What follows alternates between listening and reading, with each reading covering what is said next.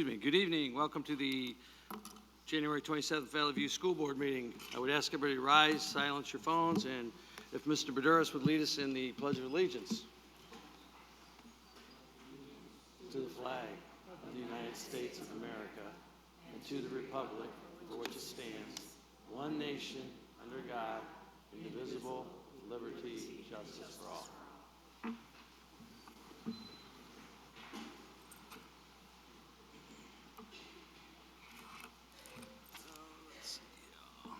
Board affirmation statement. Member Perro. Our mission is to empower all learners to be college, career, and life ready, and to develop, grow, and achieve as productive citizens. Board agenda. Dr. Mitchum, I think we're going to have an amendment to the agenda as presented. So Yes, Mr. President, I'd like to ask that the board approve the agenda as amended. So move. Motion and second, and we're going to move item number 13.5 to item just in front of number 9 under. No, I was going to do it to. Were you after it? Under the consent agenda item? Oh. Okay, so we'll do it. We're going to do it now, I suppose. Okay. Do it now. It's going to be during the consent agenda or after the consent agenda item? 4.2.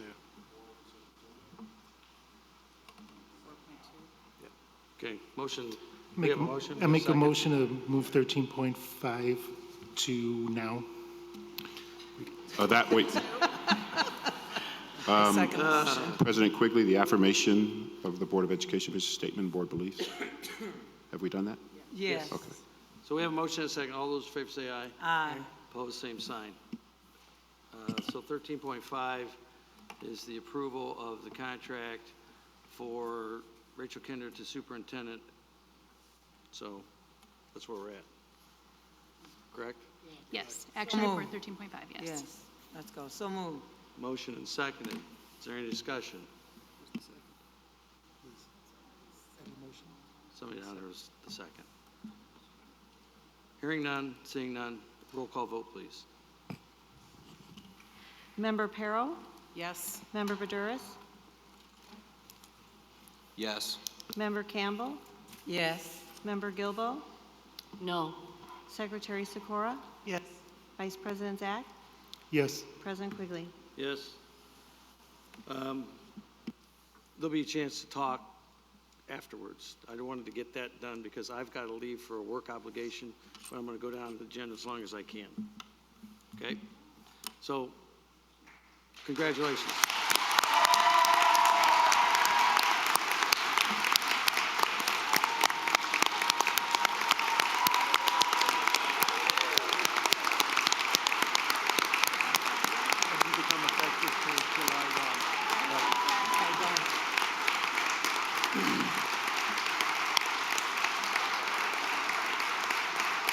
That's yours or mine?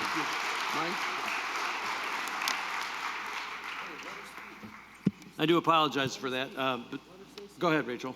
Well, I can wait. I know, Okay, I know yeah, we can be flexible here. Thank you. I do have a few words to say, but I can hold those for now. Thank you all.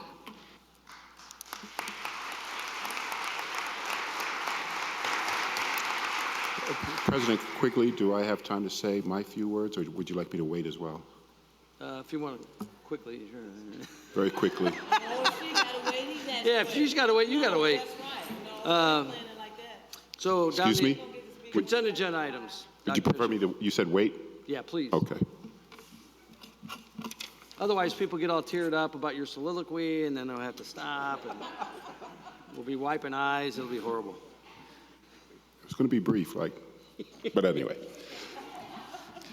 Mr. Quigley, I'd like to ask the board to approve consent agenda items 5.1 through 5.4, 5.1 board meeting minutes, 113.20, 5.2 executive session meeting minutes, 113 2020, 5.3 gifts to Independence Elementary School, Jamie McGee Elementary School, Robert C. Hill Elementary School, and Bolingbrook High School, and 5.4 student activity contract approval request for Oakview Elementary School with Scholastic Book Fairs. So moved. Second. Motion seconded. All those in favor say aye. No, I'm sorry. Consent agenda. We're spending money. We got to vote. Member Madam Clerk, Perro? roll call vote, please. No, we don't? All in favor say aye. The lawyer says we're okay. Aye. Opposed, same sign. Ayes have it. Thank you. Student and staff recognition. Miss Amy Rupsis, Illinois Music Education Association, All-State Music.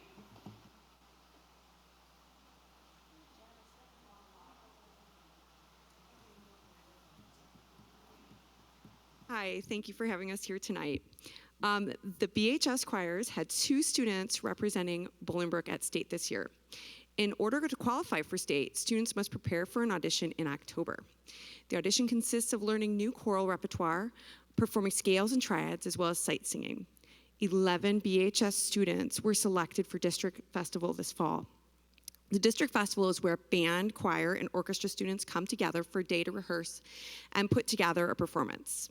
District 9, which is the district that we are in, is one of the most competitive districts in Illinois. It is comprised of all of the public and private high schools from Romeoville up to Caneland and from Yorkville all the way over to Addison Trail. If student scores are high enough, they're able to qualify for state. In early December, we were notified that Nate Worrelton made the All-State Choir and Shane France made the Honors Choir for the 2nd year in a row and also received the highest score for tenor twos in District 9 this year. The students travel to Peoria this week, Thursday, where they will rehearse for over 20 hours with the highest scoring students from around the state. On Saturday morning, they'll start rehearsal early in the morning and perform at 2 concerts in the Peoria Civic Center. We're absolutely proud of these talented young musicians and their choir director, Mr. Larry Fisher, as they honor the Raiders this year at All-State for music. Thank you to the school board and our administration for your constant support of music at Bolingbrook High School.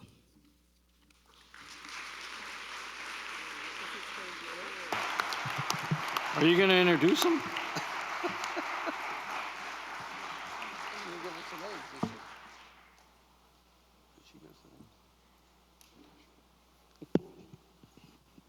Hey, Amy, you want to introduce the guys? So the one in the purple, who is rushing here from a fundraiser, is Nate Worrelton, and Shane is the one in black, and he's the one who's that's the 2nd year in a row. Congratulations to you guys. Thank you.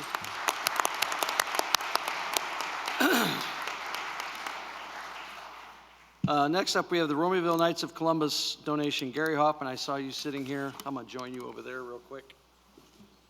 And I'm leaving at 7:30, just so, whatever.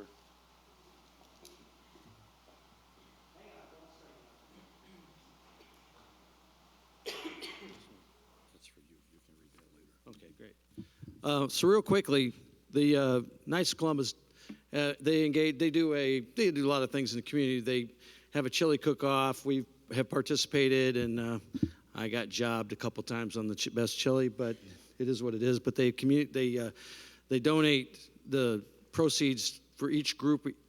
However many votes you get, the Knights of Columbus give that money back to that school. So if your school shows up and cooks in the chili cook-off, they do that. So please let Mark Camden know I still have his check for $250 for my contribution to it because I couldn't make it this year. The other thing is, the Knights also go out and they collect coats and they do a lot of other things in the community. And Vic told me you guys collected over 120 coats this year? That went to Irene King. So I just want you guys to know, and on behalf of myself and the whole community in Valley View, because I know the Knights at the Bolingbrook, they also do things at the at St. Dominic's and at the other Catholic schools, or well, whatever schools, but it's much appreciated. And I know you, these guys, they're out there doing some really good things in the community. And the chili cook-off is really, it really is a lot of fun. And they allow for various levels of competition.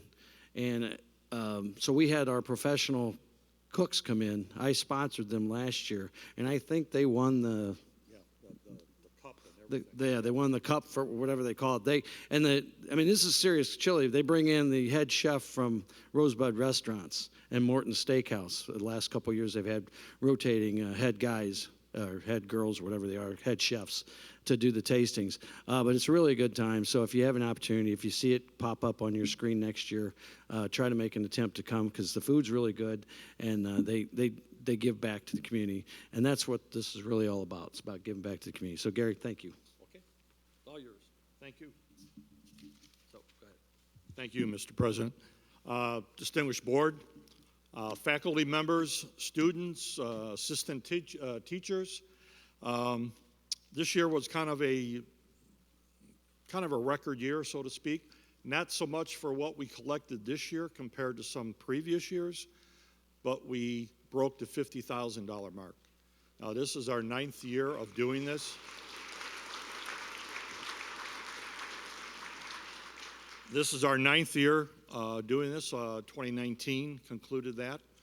And just for the Valley View School District, we've given back a little over $53,000 in 9 years. So it was a great, great effort.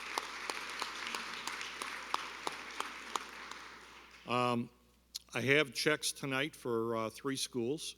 We're down a little bit from the previous year, or even the year before that, but I know we'll bounce back in 2020. I just got to commend all the teachers and all the efforts that are given to these students. Okay, thank you very much. Irene King.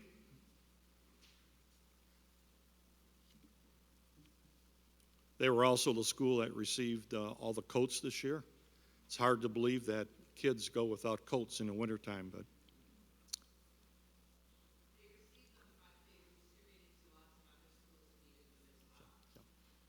thank you, April.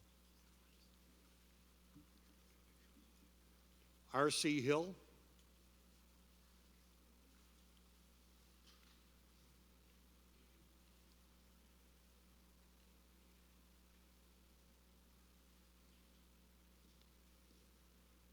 Thank you so much. And by the way, R.C. Hill got the $100 bonus for collecting the most money, so that was real nice. And last but not least, Romeoville High School. And I got to say something for Chrissy. This is my energizing bunny. This girl is incredible. I don't know where she gets all her energy from, but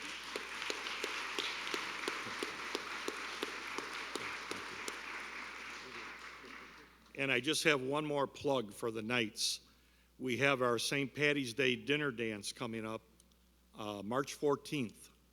I got talked into chairing the event, so try to make me look good. Tickets are $35. We're having it at Fat Ricky's Restaurant. Tickets are limited. We already sold 70 tickets out of 120, and we haven't even advertised yet. So it's a great dinner, drinks included, unlimited drinking. I don't know if I want to promote that too much, but we have a lot of Knights that are going to be designated drivers that night, so no problem. But it's a great way to give back to us, the Knights. We appreciate everything you do. Our goal that night is $10,000, and all the proceeds are going to the abused women and children of Will County. So it's for a great, great cause, unfortunately, but that's the cause we picked this time. So thank you very much. Appreciate it. Please do try to attend. They do a great job, and bring a few extra bucks because they have some great raffles.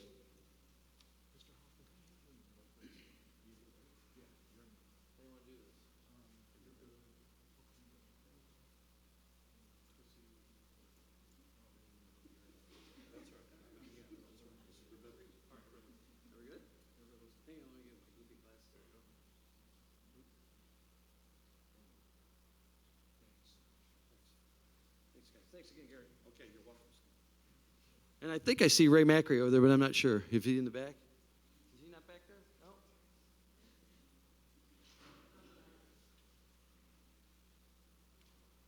So I will be stepping out and turning the meeting over to Member Zach. Vice President Zach, please have a safe and be careful evening, and you students be wicked smart. Thank you. I'd like to move that Vice President Zach be the President Pro Tem after Mr. Quigley leaves.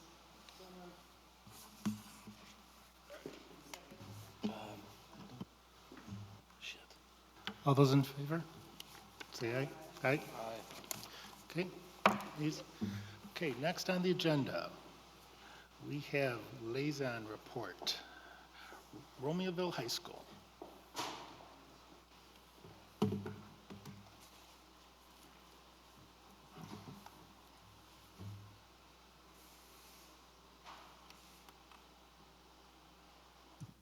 Good evening, board members. So my name is Elizabeth Gonzalez, and tonight we wanted to tell you guys about this past month, which was very successful. Which was a very successful one for our school. Starting off, we'd like to share some of our accomplishments. Our DECA team had 7 medalist winners, and at the West Suburban Sectional, and they will all be going to state in March. We are also proud of our competitive dance team who qualified for state at the normal sectional event, and we wish the team the best luck at state. As well, congratulations to our varsity cheer team as they earned 2nd place at the ICCA during the co-ed division. As well as one of our wrestlers, Samantha Ruano, a senior at Romeoville High School. This is her 2nd year wrestling, and she was ranked #1 in the state for her weight class. We are very proud of her and wanted to commemorate her for her accomplishment.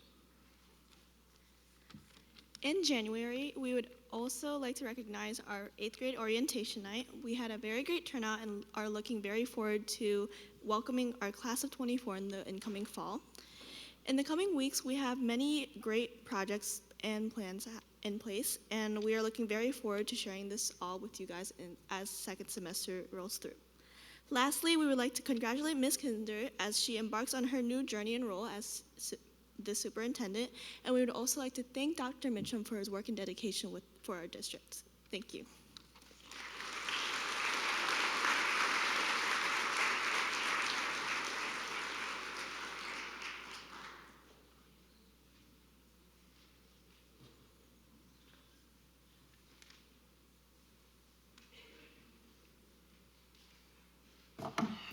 Next, we have Bolingbrook High School.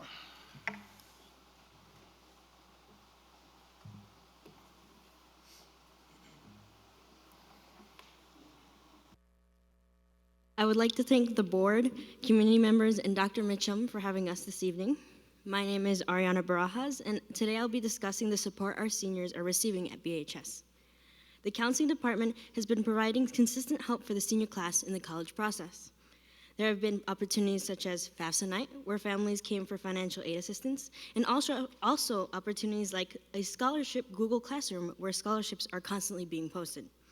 Additionally, to celebrate the seniors, the counselors have been congratulating students on the morning announcements to recognize their efforts. As a senior myself, I feel well supported and informed through the aid of the counselors. Thank you. Good evening. My name is Eric Bebanov, and I am an 11th grader at Bolingbrook High School.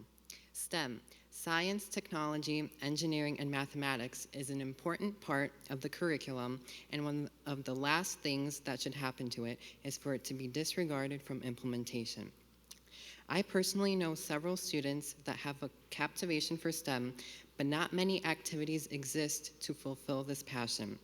This has led me to take these concerns into my own hands. The first club or organization that I am trying to put into effect involves the Science National Honor Society. This club is designed with the purpose to inspire scientific achievement in students and spread awareness of the scientific thought. This can include organizing more science fairs available at BHS in addition to the ones offered in middle school. Moreover, we could expose elementary and middle school students to science, which would prepare them for any plans they might have in high school to participate in STEM. Additionally, as a bright group of students is gathered, we could take the step and start our very own Science Olympiad team. This comes to show the numerous opportunities which would be offered in response to this plan being carried out. Similarly, I am also trying to initiate Mu Alpha Theta, the Mathematics Honor Society. Like the Science National Honor Society, it would provide and serve as a foundation that would encourage math-minded individuals and possibly develop a math team that could start competing at a higher scope and level. I really hope this message brings about awareness to many students and encourages them to pursue their interests in STEM, allowing them to carry out this curiosity within. These initiations encompass an immense amount of dedication, and I would like to recognize Ms. Gaetano for helping me with the Science National Honor Society, as well as Mr. Staten for helping me with Mu Alpha Theta. Thank you.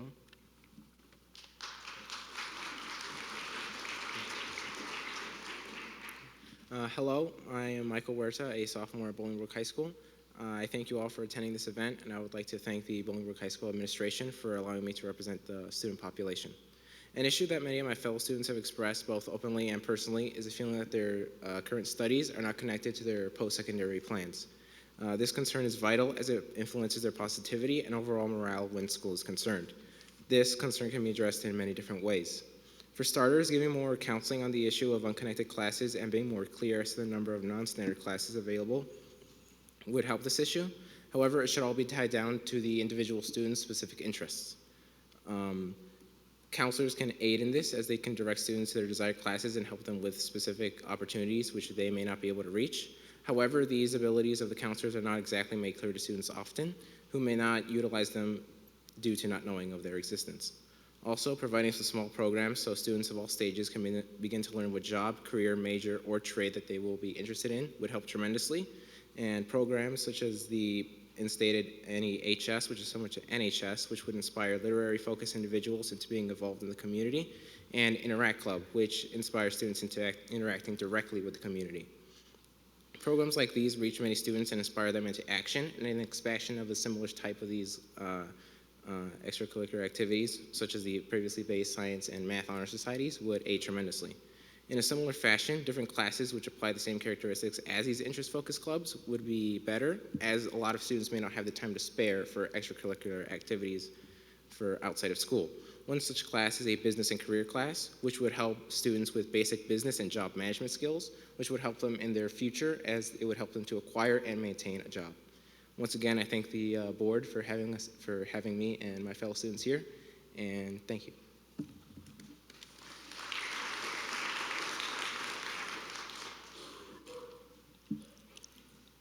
Hi, my name is Kaylin Lynch. I'm a junior at BHS. Before I get started, I would like to highlight a teacher, Miss Eliot Lowell, who takes time to make personal connections with students, and her humor brightens up every Wednesday. I love our school's diversity and how we all are allowed, for the most part, to express ourselves, but I think we should revise the student dress code. I don't think we should continue with the do-rag ban. It's my understanding that the do-rag was banned because of gang affiliation, and also it can be regarded as a hat. My response to this is that do-rags are not gang affiliated. It is a culture thing for many Black students. Black students wear it to protect their hair, for style, and also as a culture symbol. Saying that it is gang affiliated just criminalizes young Black people. By not allowing us to wear them, you are singling us out. Also, I might add that the reason hats and hoods are banned so that school authorities can immediately recognize students. This is understandable, but frankly, do-rags don't cover the face or make it harder for students to be recognized. So what I'm asking is for the board to work with the superintendent to look at this policy. Does anyone have any questions? Okay, bye.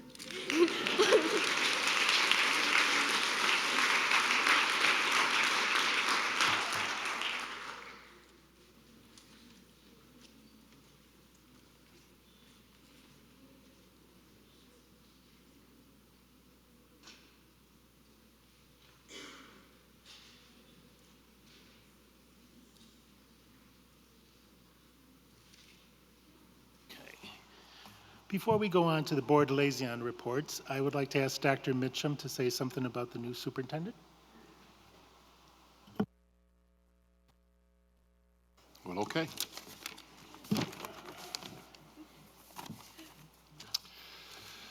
Ten years ago, Member Campbell and President Quigley and the VVSD Board of Education named me as the next superintendent for the Valley View School District.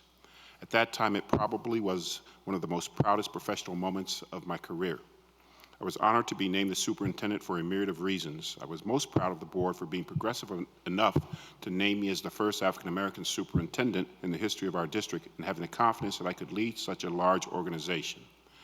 Fast forward to tonight, and again, this current board has proven themselves to be trendsetters by naming Rachel Kinder as its next superintendent and the first ever female superintendent in the history of Valley View.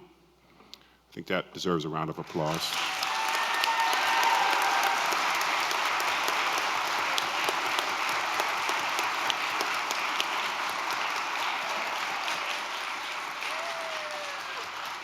I have worked alongside Mrs. Kinder for the better part of 14 years and know firsthand of her unique general administrative qualities as well as her very specific leadership qualities that make her the absolute best choice to lead this district into the future.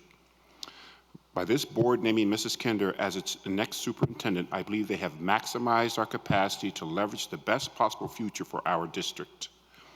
I have said this before and I'll say it again. In my heart, I believe when Mrs. Kinder chooses to end her career as an educator, she will end her career in the Valley View School District as the longest sitting superintendent in our history and the greatest superintendent in our history as measured by the success of our students. She's a servant leader, always putting the interests of our students and teachers above all else. I began this missive with indicating how, when I was hired as a superintendent, that it was probably the proudest moment of my educational career. I am happy to say that this moment surpasses that moment by far. I could not be happier for my friend Rachel Kinder, but most importantly, I could not be happier for the future of this district. I would like to thank this board for the confidence they have shown in our direction by naming Rachel Kinder as our next superintendent. With the board finalizing the selection of our next superintendent, the transition process officially starts tomorrow, with the hope of Mrs. Kinder moving into my office immediately. Seriously, with the hope of Mrs. Kinder being able to hit the ground running on July 1, 2020. May God bless Rachel Kinder and her family, as well as the Valley View School District, for many years to come. Thank you.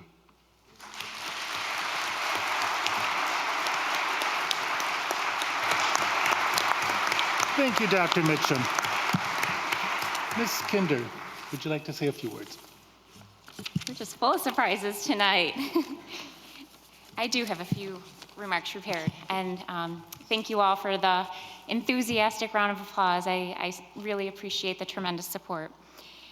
So I did want to formally greet the board and thank you all for your support.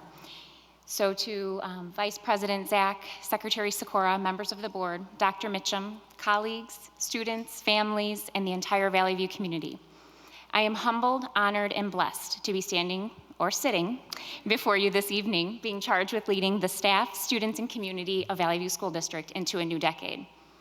I would like to thank the Board of Education for this amazing opportunity to continue to serve, lead, and support our staff, students, and learning community to even greater levels of success. Your deep investment in the selection process shows your commitment and dedication to the Valley View community, and I look forward to partnering with you in my new role. The past 13 years, I've had the privilege to serve alongside Dr. Mitchum. His vision for the success of every child, his infinite effort to accomplish this, and his mentorship of countless educators and leaders will leave a lasting legacy for our children, present and future. His support and confidence in me as a leader, as well as his friendship, have truly been gifts of a lifetime. To the learners of Valley View School District, we see you. Each and every single one of you. 16,202 of you, we believe in you. We deeply believe that every single one of you can and will learn and find success after you graduate, and we remain committed to supporting, challenging, and caring for you. To the families and community of Valley View, we see you. We believe in you. We deeply believe in our shared goal of success for our children, and we are committed to partnering with you to accomplish this. You entrust us with your children and invest greatly in our efforts, and we hold this in the highest regard. To the staff of Valley View, I see you. I believe in you. Each and every one of you, 2,576 of you.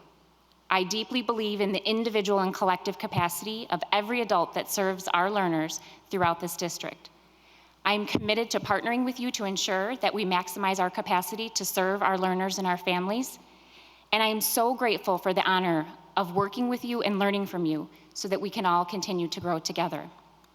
You continue to give of yourselves without end to support our students and our families, and I promise to do the same. Together, we have built an amazing foundation on which to grow and elevate. So now is the time to reconnect and secure. We have the power to strengthen our internal stability so we are ready to face future challenges. We do not know what challenges will face us in education or what challenges will be facing our children or our families in the future. But we can control how we face those challenges together, how we have a collaborative culture with genuine care, respect, and support for one another. Now is the time to re-engage with all of our stakeholders. We have the power to build even greater trust and confidence through open dialogue, transparency, and positive relationships among all of our stakeholder groups. Now is the time for us to re-envision the future for our children. We have the power to co-create a shared vision of our hopes, dreams, and aspirations for all of our learners, to build a deeper shared understanding of college, career, and life ready, and to focus our efforts even more intentionally. All of this will allow us to chart our new course to elevate Valley View School District to even greater levels of success. As I embark on this new chapter, I would like to thank all of those who have supported me personally and professionally.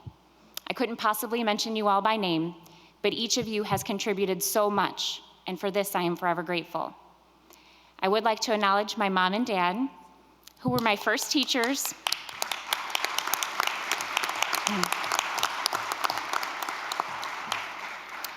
My mom and dad, oh, there you go, you get a round of applause. There we go. Hey, they deserve it. They were my first teachers of knowing the value of hard work, integrity, and genuine care and love. Thank you. To my husband, Derek, who is an unending support and the best professional and life partner, raising our beautiful children, Nolan and Reagan. My sister, mother, he deserves a round of applause too.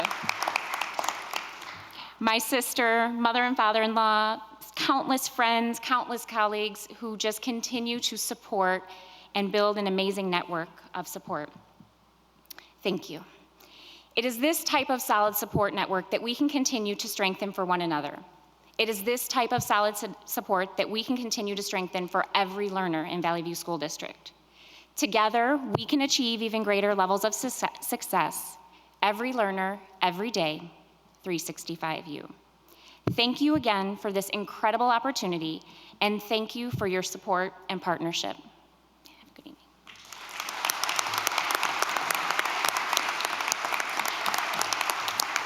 Thank you.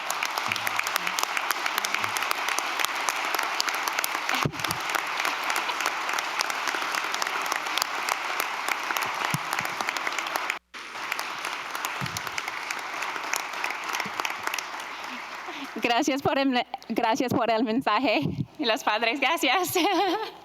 Hola, Guille.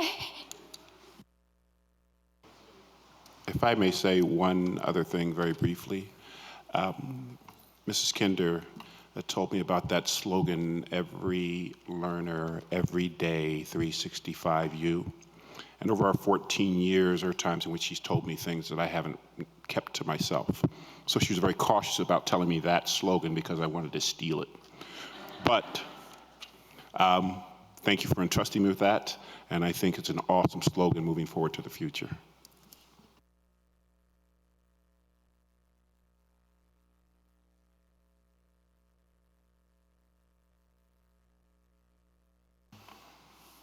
Okay. I'd like to tell the high school student liaison reports. You guys could go home. No need to stay. You got homework to do. I also would like to tell that the people that came to support Rachel, there will be some light pastries outside after the meeting. And for anybody else that does not want to stick around for the rest of this meeting, because the Board of Liaison reports are coming up, feel free to go home. But next on the agenda, from my left, the Board Liaison report. Am I heard of? Thanks for putting me after those speeches. I appreciate that. Yeah, thanks. The Handbook Committee met today to discuss the new handbooks for the next year. Just a reminder that all schools will need to have their changes in for the handbook by February 18th, and that will be on the Google Docs that you can go in and change that. So that's it.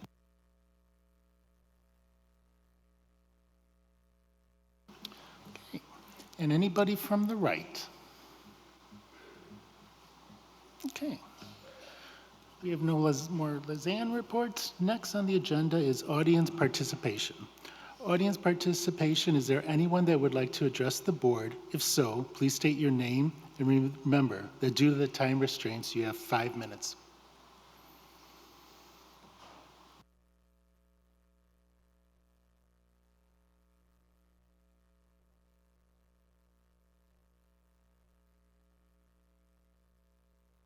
Wow, I get 5 minutes? I only got 3 the last time. What's up?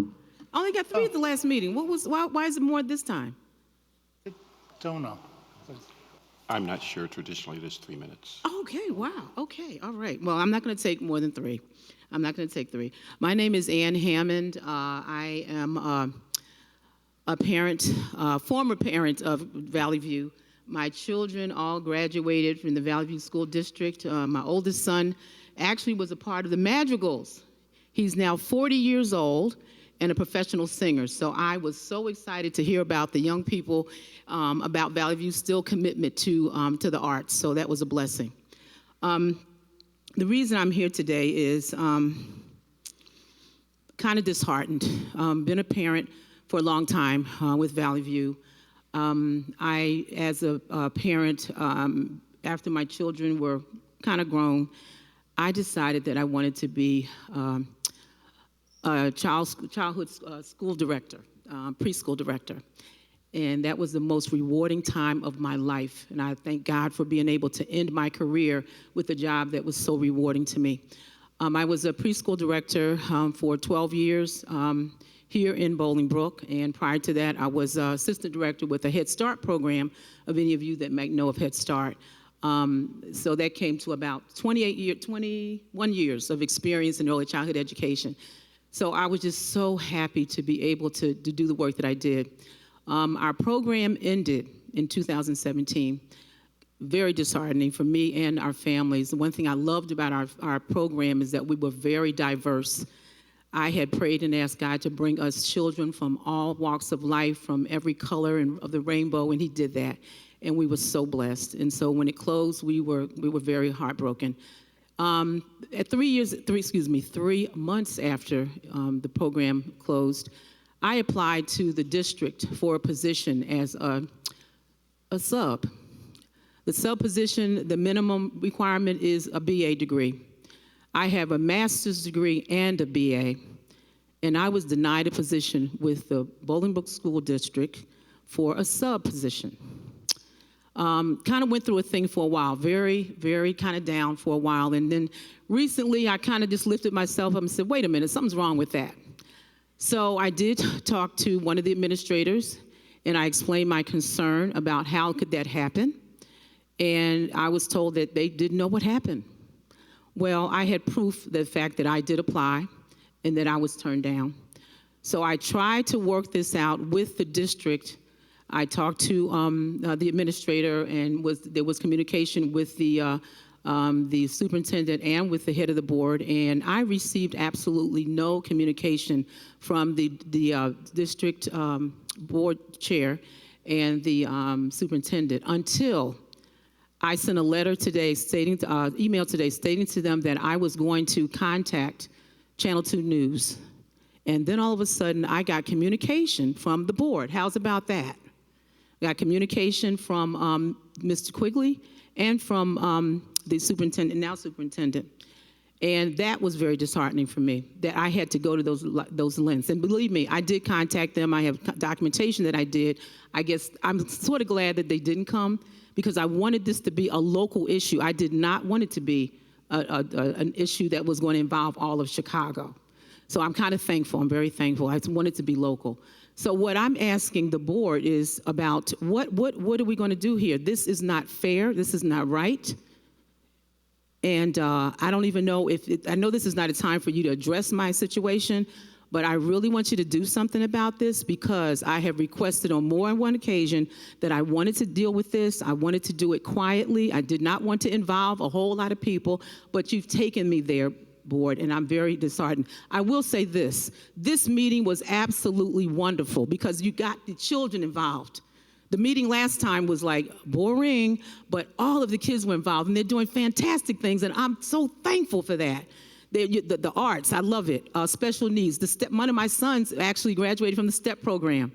And so I talked to him today. He called me and he's doing great. He's got a job and he's working in Chicago. And I'm like, yes, so you guys are doing some great things. But there's some issues that you have now that you had back when my kids were in school.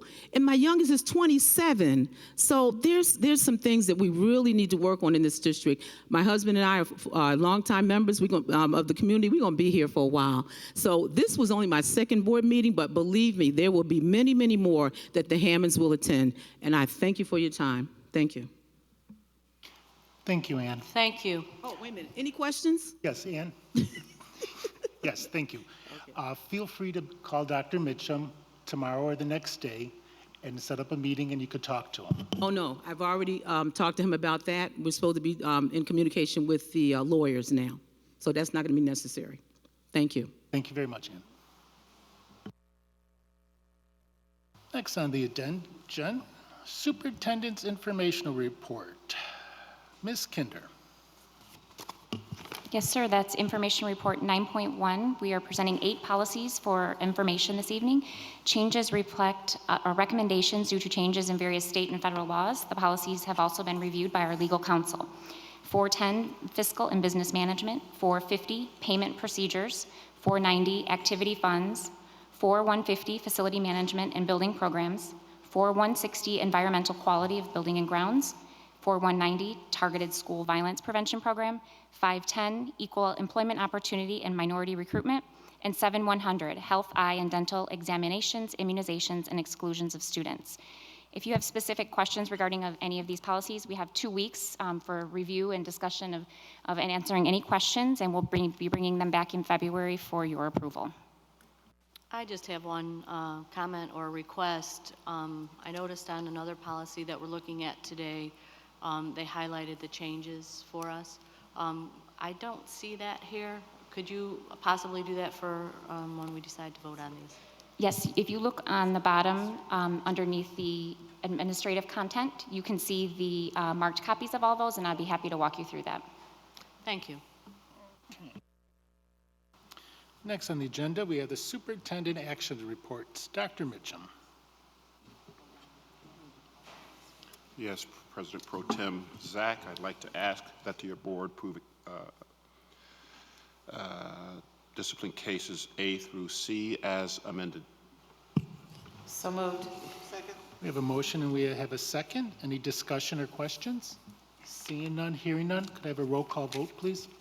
Member Badouris? Yes. Member Campbell? Yes. Member Gilbo? Yes. Member Peril? Yes. Secretary Sikora? Yes. President Pro Tem Zach? Yes. Next on the agenda, 11.1, Action Report. Ms. Kinder? Yes, sir. 11.1, we are seeking your approval on the high school math, illustrative mathematics curriculum adoption. At the last board meeting, we had an amazing team present very thorough information regarding their recommendation for the purchase of this program for the high school effective for the 2021 school year. This includes the purchase of teacher editions, student workbooks that are put together by our very own print shop. A summary of the background and rationale process and criteria for selection is included in the information in the action report. So moved. Second. I have a motion and I have a second. Do we have any discussion or any questions? I do. Last week, or last meeting, I had asked a little bit about follow-up on some of the testing and different things like that that I had seen where they had a little bit of difficulty at the middle school, and now we're bringing this to the high school. And the response was, well, only 10 students didn't pass algebra, and so this is working. So that's awesome. But I do have a question. What is our district grading scale? Are you like referring to the percentage or the weighting or how we determine Yeah, the I know grades? we have a district weighting scale for grades, yeah, percentages. Yes, How I can- much is an A, how much is a B? What is that? There's a whole delineation of that, and I can show you that visually in a chart. I don't have I don't have it in front of me right now. Is it 90 to 100 is an A, 80 to 89 is a B? Yeah, there's certain points for 70, A to A minus, A plus. 70 to B. 79, and there are pluses and minuses in there. There are, And then 60 to 69 is a D, correct? And then Correct. below 60 is failing, correct? Am I right on that? For the For the district, that's our policy. for the weighting scale that's in place, yes. Yeah, that's our policy. So what is the grading scale for the students in this math program? Christy, do you want to come up and speak? I'm not sure. I'm asking Director Christy Vey to answer your question. Repeat the question, please. So I was asking, what is the grading school for the district? And I know what it used to be, and I was just checking to see if that was what it still is. And Mrs. Kinder is saying, yes, that is what it still is. But then, now I'm asking, for the students that are taking this math, doing this math program, what is the grading scale for that? We follow the district grading scale. So our students have a range of grades from 100% until What is the beginning percentage for a beginning learner, an approaching learner, a proficient learner, an excelling learner? What are the percentages that distinguish who's beginning, who's approaching, who's proficient, and who's excelling? Your questions are rather in-depth, and it would probably be easiest to sit down and discuss that with you. Our teachers use rubrics.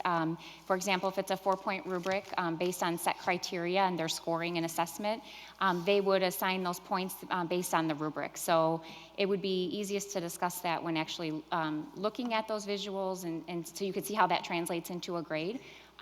The reason I'm asking is because I thought we had a grading scale, but with this program where we say that only 10 didn't pass, the grading scale is different.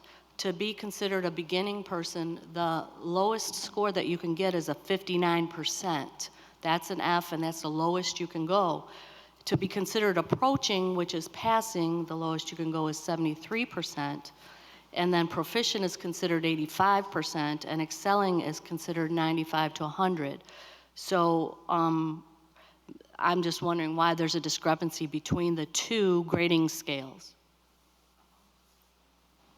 We follow the district criteria for assessment and grading, and if you're referring to how we do formative assessment in the class, and how we determine student proficiency, I think that's a much more in-depth conversation, and we can have that at a different point in time. Does this beginning, approaching, proficient, and excelling, when they're put in that category with this math program, is that where they get a grade for their report card based on what they're getting in this program for math in the algebra program? The levels of performance are essentially a way to determine the level of mastery of the standard. That does translate into a grade that is reported on their report card. So to understand what that looks like, I'm sure one of our math educators or Director Christy Vey would be happy to show that to you. In many of our courses, and this one included, teachers rely on rubrics or other tools to help them determine students' level of proficiency. And then they take that information to determine the grade, which signifies the level of performance. And right now we do have a traditional grading scale of A, B, C, D, and F, because it has to equate to that on the report card at the high school. So they use that information that they gather based on assessing their students in the class, as the teachers who were at the podium at the last board meeting explained. Okay, because I did contact some of the math teachers at the high school that I know, and they were telling me that the 59% is the lowest you could get in this math program. So that I was just confirming if that is correct or not. Is that correct? That is incorrect. At the high school level, the beginning is listed as a 55%. 55% is the lowest they can get? That is correct. Not a 59? And at the middle school, the same? No, the middle school rolled with a different percentage. Is that 59%? That is correct. Thank you.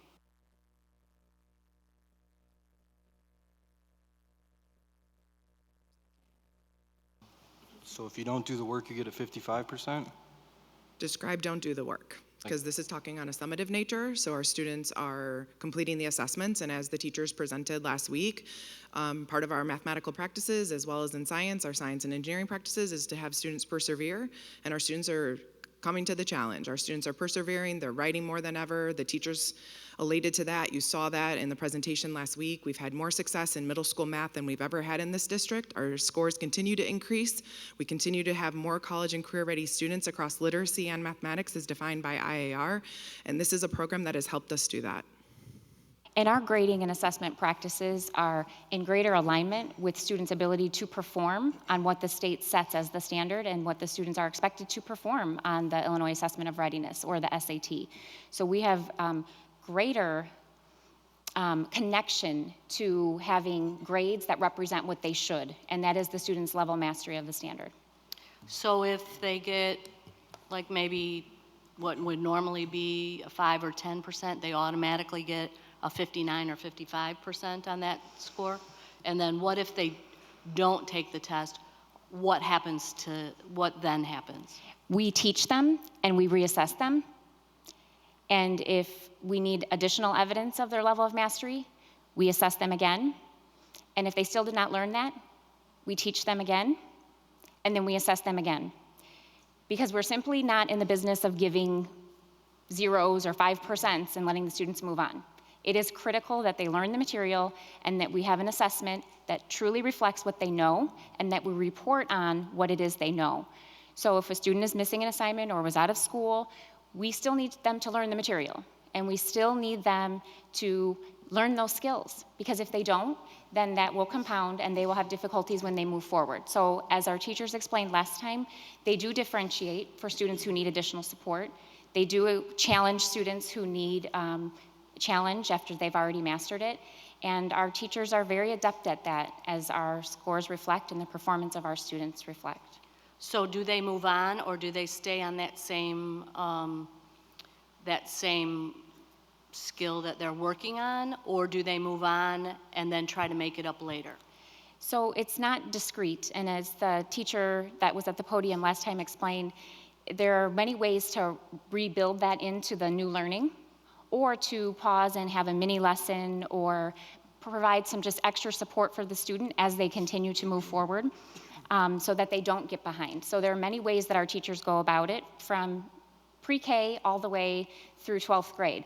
If a student is lacking a skill, our teachers will have a small group, or they will build that skill into the upcoming lesson, or they will work with that student independently, or that student will seek that support in another way. It isn't very just black and white, cut and dry. The learning isn't happening in isolation and then you move on to the next thing. It builds upon each other. So our teachers have a great many strategies and tools to continue to build those skills and continue to help the students be successful on that area and then the next area that they're learning. I have seen and witnessed teachers working very hard on doing just what you say. So can you explain one more time how our district grading scale corresponds with that grading scale? Like how, if it is a district grading scale that people are supposed to cover, how does that fit into the district grading scale?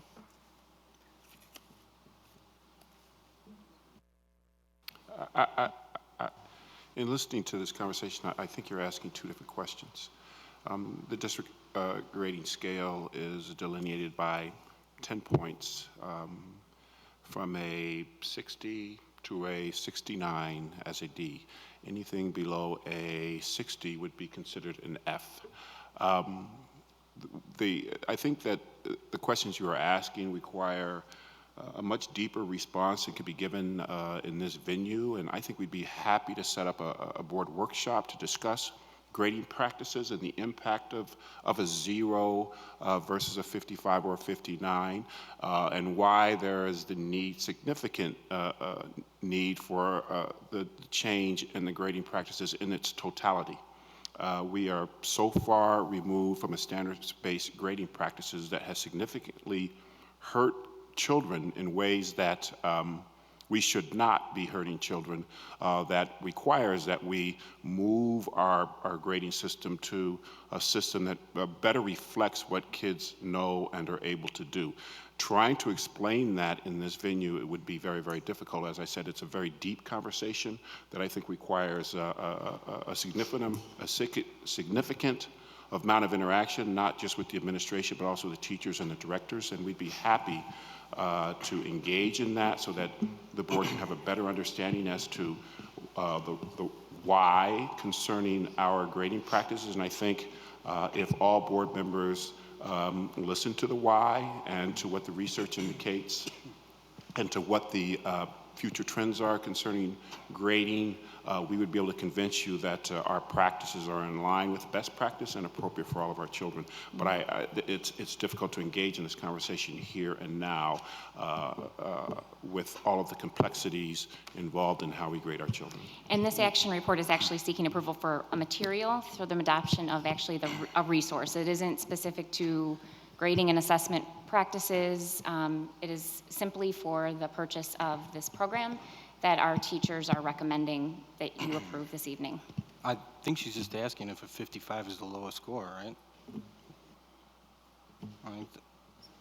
Is that Yeah, correct, Sally? because I know what the grading scale policy is, and there's a written policy, I believe, saying what the grading scale is, but then finding out that we don't follow our policy, that it's actually different, and the lowest score is a 55 or at the middle school a 59, and that's not what the policy is. So, you know, it would be nice if teachers could decide what their policy could be for their kids, but since there is a policy that's written, I just wanted to be upfront and people to be upfront. Are they following it or are they not? And it sounds like that was kind of hidden from everybody, that they are not.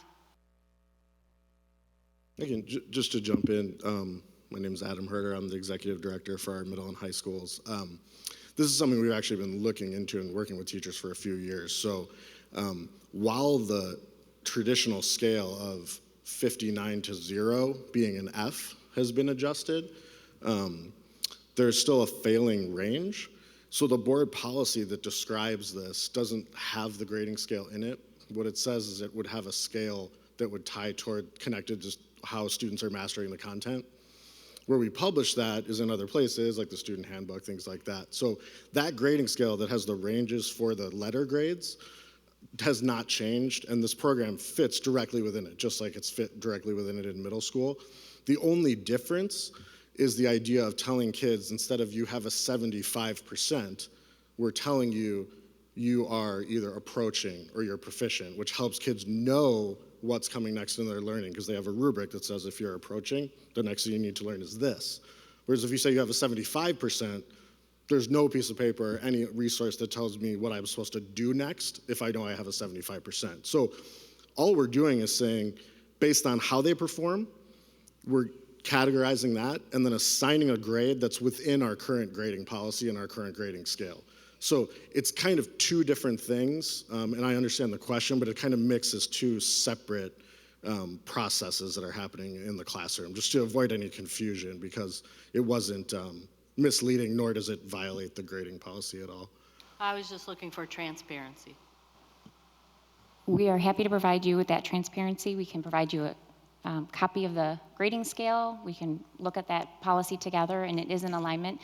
An F is an F. 55% is an F. It's just the degrees of F and how we create a scale that is representative of the levels of mastery. Do we have any more questions? Okay. We have a motion, we have a second, and we had a good discussion. Could I have a roll call vote, please? Member Campbell? Yes. Member Gilbo? Abstain. Member Perro? Yes. Member Burduris, No. Secretary Sikora, No. President Pro Tem Zach. Yes. Motion fails. Next Could you, on the could you agenda. repeat what the motion? The motion failed?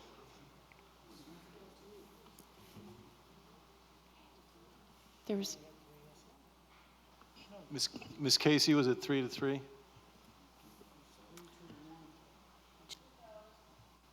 If it's only 3 in favor, then it fails. 3 in favor. So, just to be clear, the board is not supporting the new materials that we're requesting. Yes, correct. Some of the board is not approving it. I would like to actually sit down. I have a lot of trouble with the math and the whole process that's going through. And I think it can come back to us, but it needs to come back to us with some more clarification and some problems that I foresee in it, and maybe talk through. I'm not saying it can't come back to the board, I'm just saying no this time. Likewise. If I may suggest, because I, for one, felt that the teachers at the last board meeting made a compelling argument for the need for these materials. I'm not quite sure how we can approach this with more clarity, except to suggest again that we have a special board meeting for the purpose of being able to bring our teachers, bring our administrators, bring our directors in to be able to answer any questions that you may have in a way that will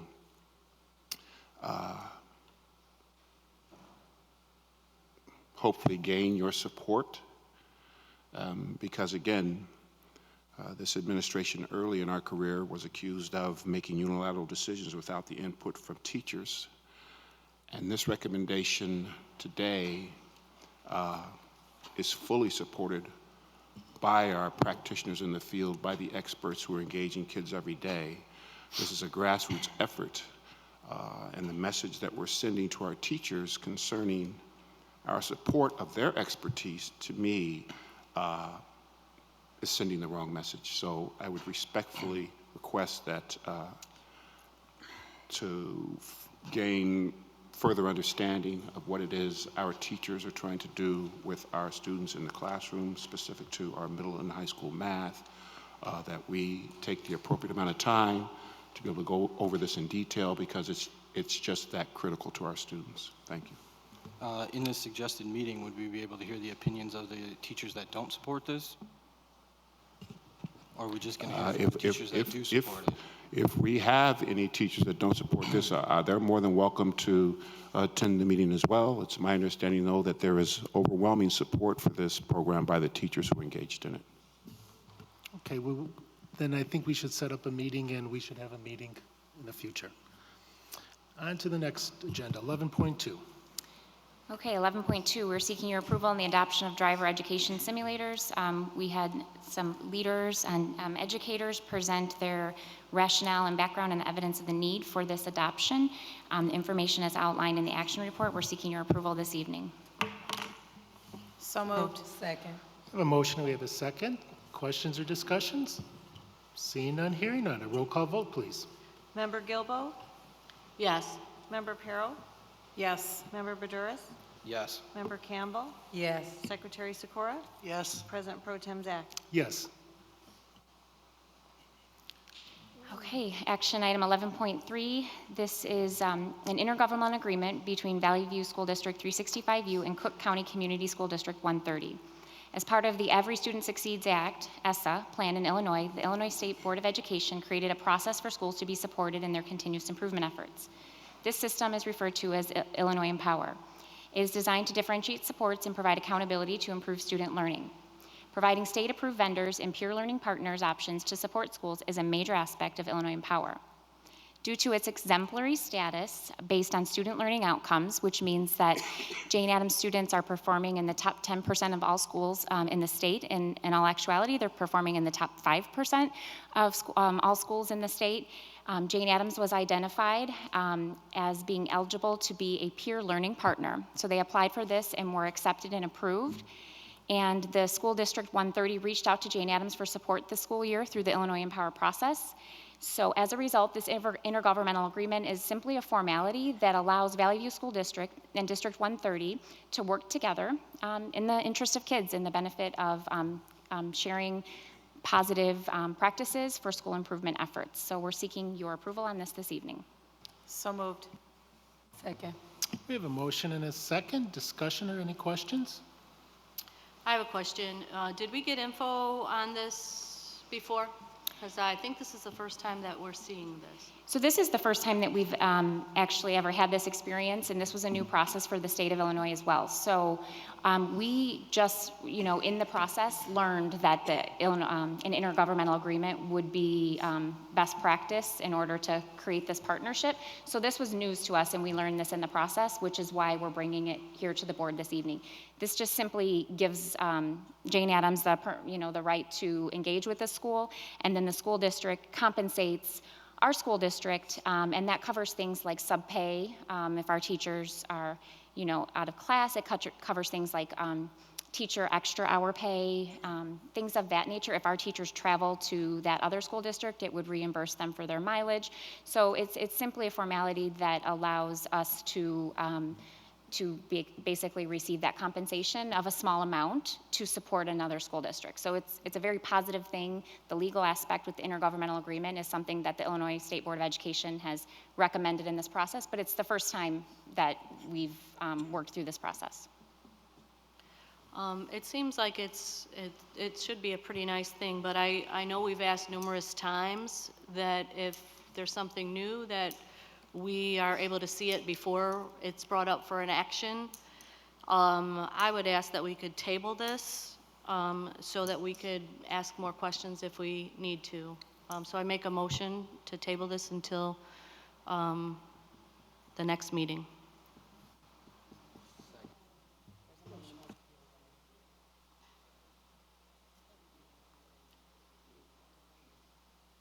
Second.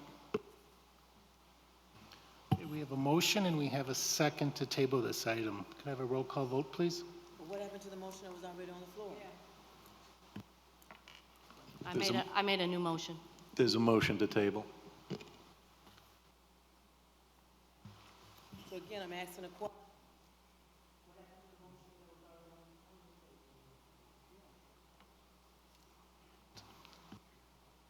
My question, please answer. What happened to the motion that was already on? Did it drop? Did we vote? What happened to the motion? Jen? There was no votes on it. There was a first and a second. And there was no vote, so now there's a motion to table. Roll call vote, please. Member Perro? No. Member Badouris? Yes. Member Campbell? No. Member Gilbo? Yes. Secretary Sikora? I have a question. Can they continue to do this without our vote? I actually don't believe so. So that would jeopardize the effort that I believe is already being significantly planned for. Principal Teresa Polson is in the audience shaking her head yes. So it would be very unfortunate, not only for the Jane Addams staff who are given this opportunity to help fellow educators, colleagues, and most importantly children, but it will be of a negative impact to this other school district that is looking for help. I understand that. I guess we have asked several times to have something brought to us before we have an action report. I have to say no, that because I do want them to continue to be able to do this. This is a good thing, and that's the only reason I'm saying no. I do want them to continue. So does that make sense? Yeah. Yes. Vice President Zach? And that's a no also. Now, could we have... The motion to table has failed. We need a motion. Wait a second. Oh, the no was to table? And so there were 2 yeses and there were 4 noes?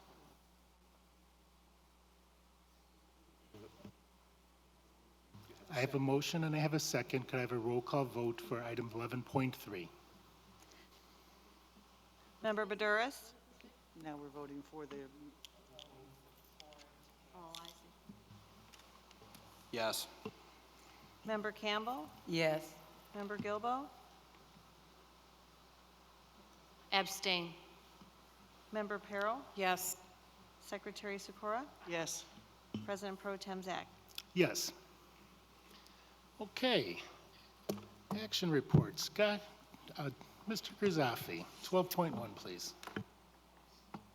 We're seeking approval for a school maintenance grant from the State Board of Education in the amount of $50,000 for the maintenance or upkeep of buildings or structures for educational purposes. The maximum grant is $50,000 to be applied to a roof replacement at Oakview Elementary School.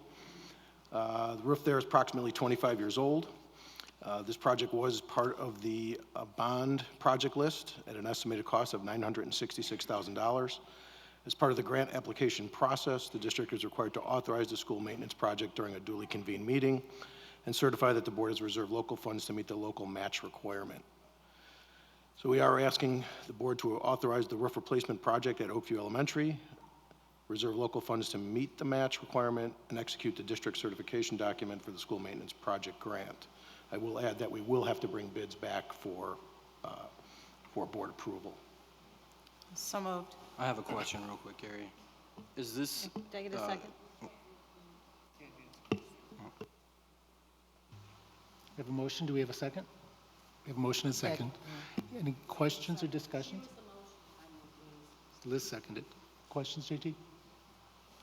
Gary, is this similar to that program that we were waiting in line for before? That is not. That was capital development money, which was a much larger sum.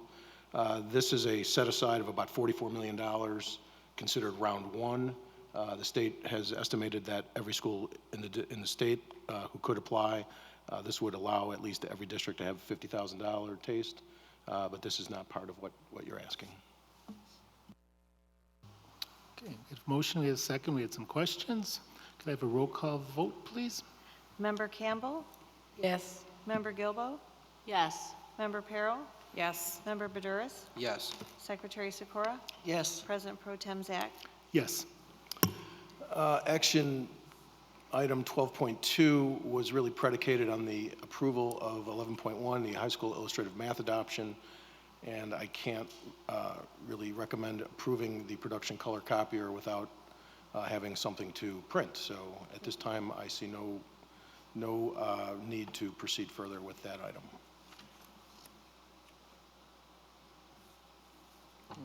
Can you repeat what you just said? When we presented last board meeting, the color production copier was really kind of predicated on the increase in volume necessitated by the high school illustrative math adoption for the high school being done in-house at our print shop. But until that's approved, if it's approved, we would have that production copier on the floor, potentially we'd have some volume to throw at it, but not the amount of volume that would be thrown at it if the high school math adoption were to move forward with the printing of in-house. So those two will be, kind of joined at the hip, if you will. So Okay. I'll make a motion to table this one? No, Or just not necessary. You can just skip it. Okay. Action report 13.1. Dr. Nash. Thank you, sir. Action Report 13.1 is our consolidated action report for certified and classified personnel. This evening, we're seeking your approval on 15 items for certified personnel, 15 items for classified personnel, and 4 items for classified administrative personnel. So move. We have a motion. We have a second. Discussion or any questions? Seeing none, hearing none, a roll call vote, please. Member Peril? Yes. Member Badouris? Member Campbell? Yes. Member Gilbo? Yes. Secretary Sikora? Yes. President Pro Tem Zach? Yes. Thank you. Action Report 13.2 is a job description for the Information System Security Manager. As we discussed at the January 13th board meeting, this job description comes as the technology department continues to reassess staffing needs. It will be replacing the position of database and web development manager, which will be phased out at the conclusion of the 1920 school year due to attrition with retirement. Those duties will be absorbed by existing positions. This new job description for the information system security manager will continue efforts to support all aspects of cybersecurity in the district, particularly in the light of the Illinois Student Online Personal Protection Act, which increases the district's reporting and management responsibilities of student data. So we're asking for your approval of this job description this evening. So moved. Second. I have a motion, we have a second. Do we have questions or discussion? I do, just because I didn't see it, and maybe you could tell me, Judy, if it's there. I know we had asked in the future when we have new job descriptions to have what the salary will be, and I just didn't see that. So is it there? We typically don't put the salary on the job descriptions. We go by, a market average or market criteria. It's usually based on experience and credentials that the individual is bringing. So we don't have an average or a set salary listed on the job description. If I may interject, my understanding was that when we bring administrators or classified personnel to the board for approval, that the salary be attached at that time. That is correct. So at the time that we might hire this person, the salary would be attached as recommended by Member Boduris. Okay, questions and discussions are over. Could I have a roll call vote, please? Member Perro? Yes. Member Campbell? Member Gilbo? Yes. Member Baduris? Yes. Secretary Sikora? Yes. President Pro Tem Zach? Yes. Thank you. Action Report 13.3 is Resolution 2010 authorizing the dismissal of educational support personnel employee for reasons other than reduction in force. So moved. Second. We have a motion, we have a second. We have questions or any discussion? Seeing none, hearing none, a roll call vote, please. Member Perro?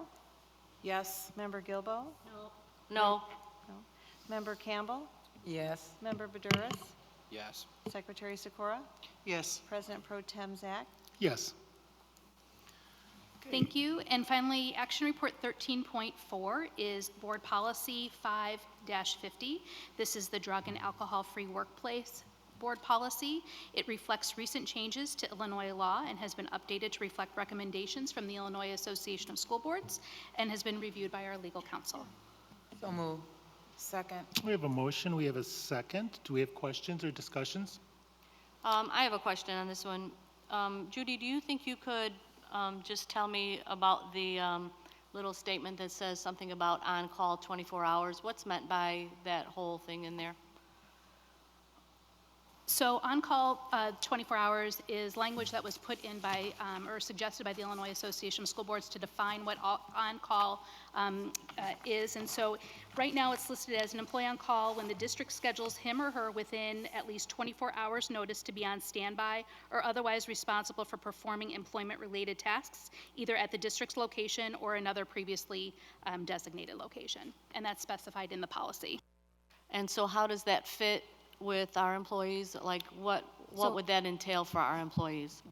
An example. Like if a maintenance worker, for example, was on call due to pending weather for plowing, for example, and they knew that if weather did hit the area, they would need to come in at 2 a.m. to report for work. This policy does apply, so that employee could not show up impaired to work because they had been given notice that they may start their work day, as they frequently do during the winter months due to inclement weather. Thank you. Thank you. Could we have a roll call vote, please? Member Gilbo? Yes. Member Perro? Yes. Member Baduris?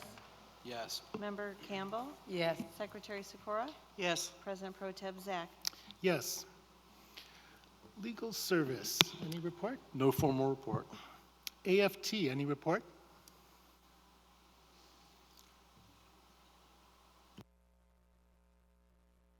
Good evening, Dr. Mitchum, members of the board, and senior leadership.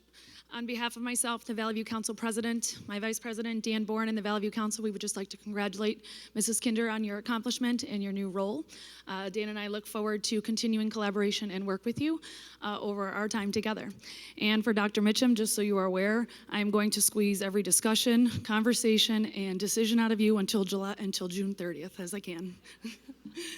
And I also have some of our building reps from RC Hill here tonight to speak to you guys as well. Good evening. I'm Kelly Sullivan. I'm an enrichment and an intervention and enrichment coordinator at RC Hill. We spoke with many of the grade level reps, and they had many things to celebrate this school year. Students, staff, and visitors enjoy having Allie in our building. Our kindergarten team has implemented the Jolly Phonics curriculum to accommodate all learning styles, kinesthetic, auditory, and visual. The team continually analyzes data and have determined that utilizing this program has yielded positive results. First grade continues to work hard to build foundational reading skills and number sense. The team leads responsive classrooms through morning meetings and interactive learning structures. Second grade students reflected on their learning and created goals for 2020. The students have made improvements in both ELA and math as shown in the mid-year assessments. Our third through fifth grade students have been working on responding to their reading through writing using the claim, evidence, and reasoning format. Thank you. And this is Terry Curran, second grade.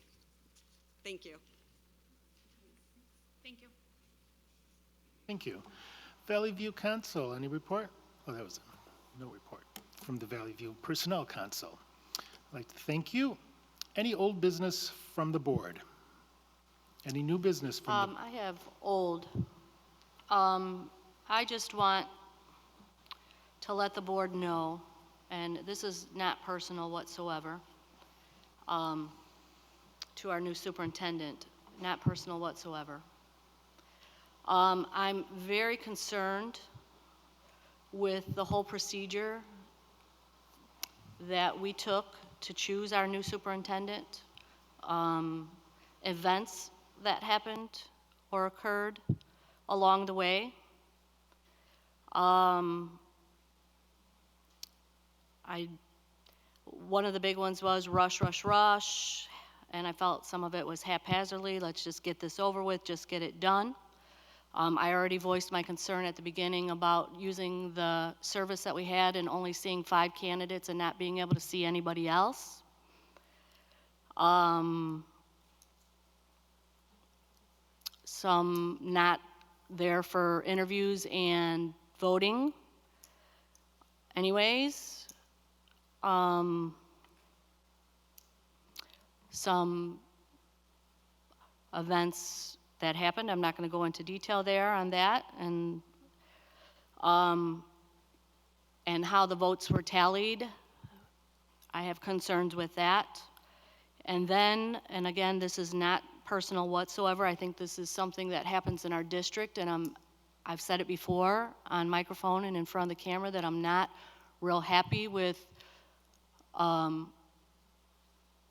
what happens, and the issue is that we have instances where there are people that are directly responsible for evaluations and raises of members for their families and in power.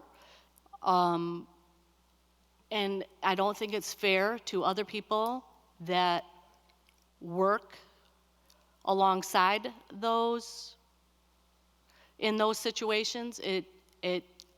It's just not right. And like I say, that is not a personal thing whatsoever. It's happened more than once. And I think our board needs to take a look at some policies that we can put into place to make sure there's not abuse of powers that happen and have been happening in our district. Thank you. I'd like to have a comment after that.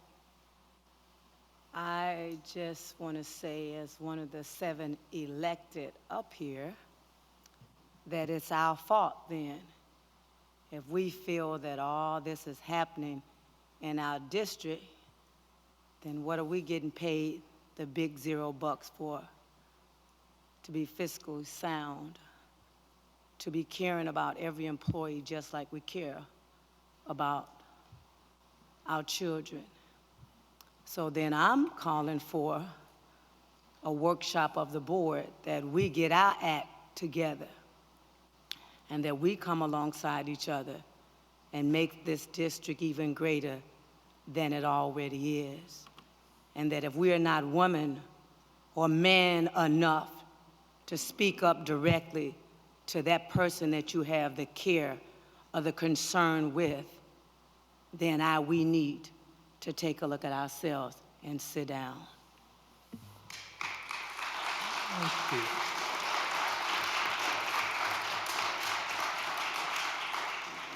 you. Any new business from the board? Yes, sorry. Valley View Educational Enrichment Foundation dinner will be March 20th. Invitations, if they have not already gone out, will be going out soon, so please plan on that. Thank you. Anybody else? I need to wish April Basic a happy 35th birthday from Irene King. We appreciate it, April.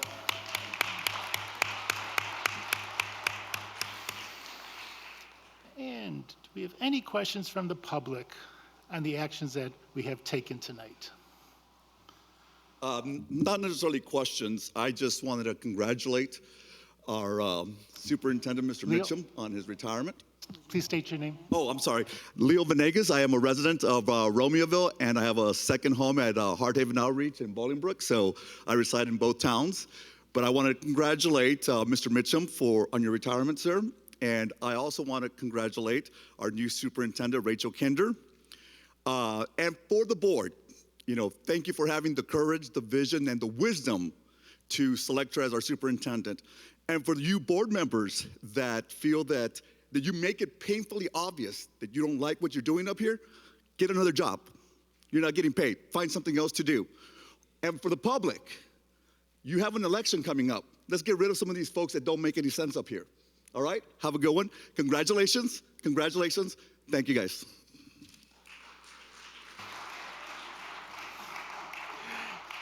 Any announcements from the administration? And, oh, sorry, Ms. Ann. Okay. I think it's awesome that those that have brought up some comments about how to improve the board, I think that's a good thing. Because if you don't have written policies and how you actually hire people, that's a problem. That's a problem. You need to have written policies about how you are to hire people so it's equitable, so that you get the best qualified people for the positions all over the state, not just in this community. I live here, but the bottom line is, if all the jobs are filled by people that just live here, then where are we going to get some ideas from people outside of our community that may have some better ideas than what we're doing? So I think it's awesome that question was asked. We need to have some written policies. I mean, I worked in Head Start program. Okay, Head Start, a couple million. You guys got a bunch more money than that. But there's written policies and procedures about how you do everything. And to think that a school board with this kind of money doesn't have that, that's a problem. That's all I got to say. Okay. Announcements from the board? Announcements from the administration? Yes. Couple things. The perception that this administration and this board does not have policies specific to hiring practices is just flat inaccurate. And I want to make that clear. Secondly, Member Gilbo, you indicated that your comments were not personal, but I want you to know that I took them very personally, because the assumptions you made about nepotism, whether you said that directly or not, was clear to me. And I find it insulting that you would lead the public to perceive that because I or Mrs. Kinder have members of our family that work in this district, that we somehow treat them differently than we would any other administrator. And I would encourage that you speak to any administrator in this district to determine whether or not their perception is consistent with yours. And I would venture to say that you won't find one. So when things are said about this administration publicly that I take umbrage with, whether it's my last 4 months or the first year of my tenure, everyone knows that I'm going to speak up, as Member Campbell has suggested that we do. So with that, I yield. Okay. We have no announcements from the public. Can I have a motion? I do. I have two Other? announcements, actually. Okay. I want to say thank you to the generosity of the Knights of Columbus. We really appreciate all you do for our school district. I want to say congrats to Jonas Salk for being chosen as a distinguished school, one of 73 out of about 100,000 schools. Congratulations, and keep up the good work.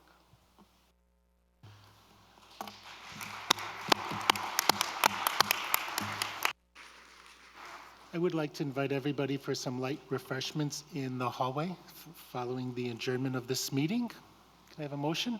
So moved. A motion and second. All those in favor? Aye. Ayes have it. Thank you for attending tonight.